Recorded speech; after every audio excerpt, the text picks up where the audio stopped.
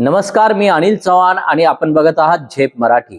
आपल्या या विशेष कार्यक्रमाचं नाव आहे प्रश्न तुमच्या मनातला। मित्रहो, धुळ्यातील प्रख्यात डॉक्टर सुशील नवसारी यांच्यावर रुग्णांच्या नातेवाईकांनी प्राणघातक हल्ला केला। यात डॉक्टर नवसारी यांना इजा झाली। या घटनेमुळे संतप्त झालेल्या धुळ्यातील तमाम डॉक्टरांनी घटनेचा निषेध करीत शांततेच्या मार्गाने आंदोलन केले आणि संबंधित दोषींवर कठोर कारवाईची मागणी केली।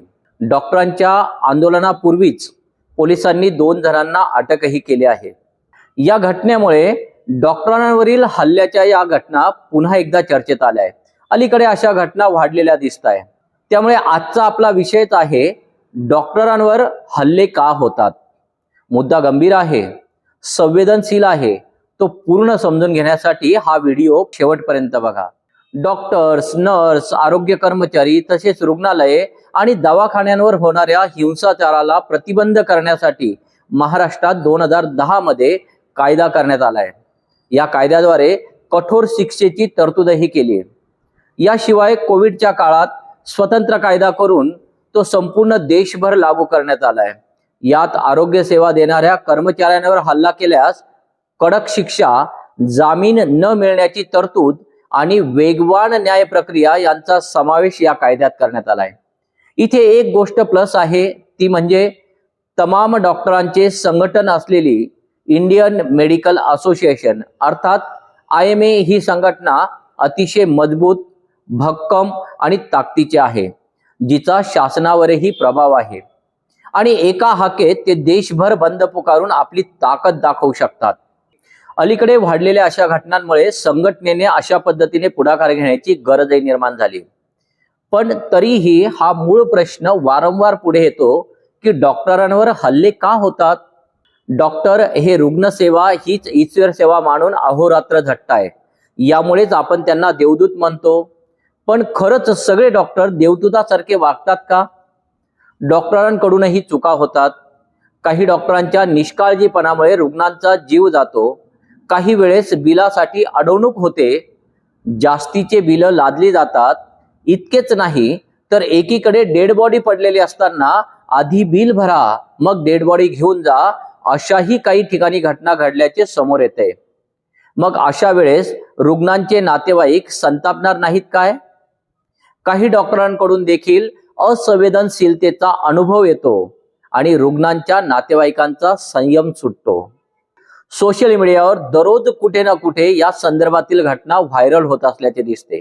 पुन्हा एखाद्या डॉक्टरच्या चुकीमुळे संपूर्ण डॉक्टरी पेशा बदनाम होतो। चांगल्या डॉक्टरांकडेही मग संशयाने बघितले जाते। हे थांबायला नको का? मेडिकल फील्डचा विषय निघाला की डॉक्टरांबद्दल जेवढे चांगले अनुभव असल्याचे सांगितले जाते, तेवढेच वाईट अनुभव असल्याचीही असंख्य किस्से आहेत। असे असले तरी डॉक्टरांच्या चांगल्या बाजू दुर्लक्षित करून चालणार नाहीत। चांगल्या डॉक्टरांच्या रुग्णसेवेला नजरअंदाज करून चालणारे नाही। असंख्य डॉक्टर दररोज शेकडो हजारो रुग्णांना वाचवताय, आपले ज्ञान आणि अनुभवाचे कसब लावून जीवदान देताय, दुर्धर आजारापासून अनेकांना बरे करताय।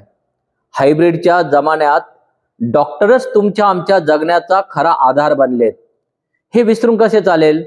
ही डॉक्टरांची चांगली बाजू असली तरी कोणत्याही हल्ल्याचे, गुन्हेगारी कृत्याचे, कायदा हातात घेणाऱ्या घटनांचे कधीही समर्थन होऊ शकत नाही।